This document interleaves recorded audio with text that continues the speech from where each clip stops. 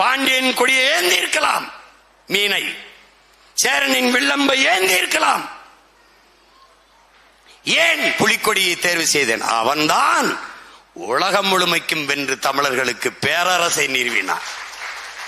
அந்த கொடியை நமக்கான கொடியாக எடுக்க வேண்டும் என்று எடுத்தேன். ஒரு திருத்தம், அது எதிரிக்கு உடம்பை காட்டிக்கொண்டு பக்கவாட்டில் பாய்ந்தது.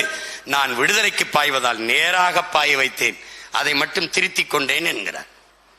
என்னிடத்தில் சொன்னது, தம்பி, உலகெங்கும் தமிழனுக்கு ஒரே கொடியாக இருக்க வேண்டும், அது புலிக்கொடியாக இருக்க வேண்டும் என்று சொன்னார்.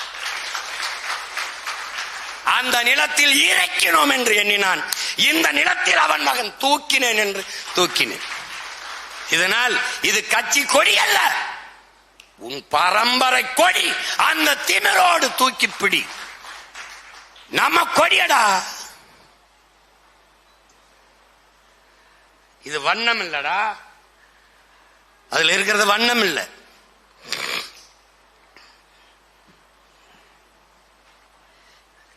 போருக்கு செல்லுகிற மரபினன் மஞ்சள் அழை கட்டி மஞ்சள் இட்டு குங்குமம் இட்டு போருக்கு செல்லுகிற மரபினன். அதனால் மஞ்சள். போர்க்களத்திலே ரத்தம் சிந்தி மண்ணை மக்களை மானத்தை காத்த மரபினன். அதனால் சிவப்பு. சிவப்பு மஞ்சள் வண்ணங்கள் சூரிய நெருப்பின் மிச்சங்கள். காந்தல் மலர் நாளைக்கு மாவீரர் தினத்துக்கு காலிலே தூவுமே, கல்லறைகளில் தூவுமே காந்தல் மலர். அதன் வண்ணத்தை பார், மஞ்சள் சிவப்புல இருக்கும். அதுதான் நம்ம எண்ணம். அதைத்தான் கொடியாக தலைவர் வடிவமைத்தார். அவன் மகன் நான், அதையே தூக்கி பிடிக்கிறேன்.